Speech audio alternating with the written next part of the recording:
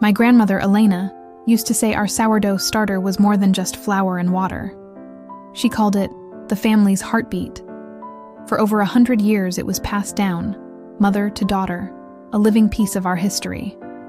When she left it to me, she left me her legacy. I thought I understood its value, the tangy aroma, the perfect crust it gave every loaf, but I didn't realize others saw its value too. Mr. Harrison from Global Grains saw our family bakery not as a legacy, but as an asset. He came with a checkbook and a smile that didn't quite reach his eyes. He talked about scaling, market penetration, and brand acquisition. He offered us what he called life-changing money, but he wanted everything, including the original starter. He wanted to mass produce it, to turn our family's heartbeat into a soulless commodity on a supermarket shelf. My grandfather, Arthur, was tired. He'd seen the bakery struggle for years. He just wanted a peaceful retirement. He pleaded with me, "Anna, maybe it's time. We can't fight a giant like that." For a moment, I almost agreed. The pressure was immense. The offer was tempting. It felt like David versus Goliath, and I had forgotten my slingshot. But then, Grandma Elena's words echoed in my mind. The heartbeat. You don't sell a heartbeat.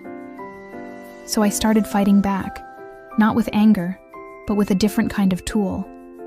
I wasn't just a baker. I was my father's daughter, the one who went to business school. I fired up my financial planning app. I spent hours modeling, forecasting, running scenarios. What if we sold directly to customers? What if we offered baking classes? What if we created a subscription box? The numbers started to paint a picture. It was a faint one, but it was a picture of hope.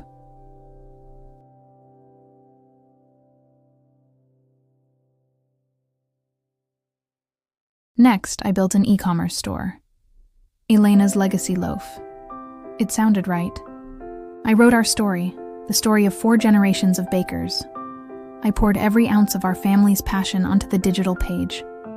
I shared it with local food bloggers and community groups.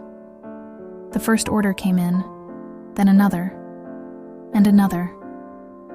Each sale confirmation felt like a tiny victory, a small act of rebellion against the soulless corporation. The real test came at the annual food festival, the same festival where Global Grains had a giant, sterile booth. We were just a small stall with a simple sign, but we had a line stretching around the corner. People weren't just buying bread, they were buying our story.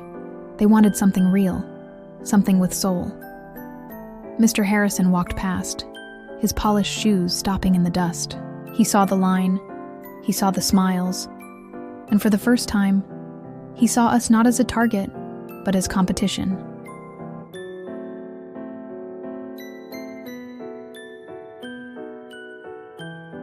He never came back with another offer. He didn't have to. We were building something he could never buy. I showed my grandfather the website, the customer reviews from all over the country, people sharing photos of their own families enjoying our bread, his eyes filled with tears. But this time, they were tears of pride. "Your grandmother would be so proud," he said.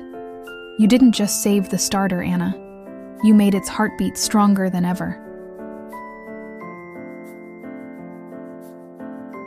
We often think of heritage as something old and fragile, something to be protected behind glass.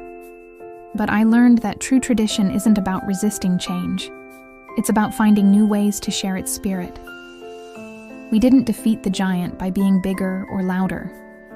We won by blending 100 years of wisdom with the tools of today, proving that a family's legacy, when fueled by love and a little bit of tech savvy, can be the most powerful recipe of all. Thank you so much for watching and sharing this journey with us.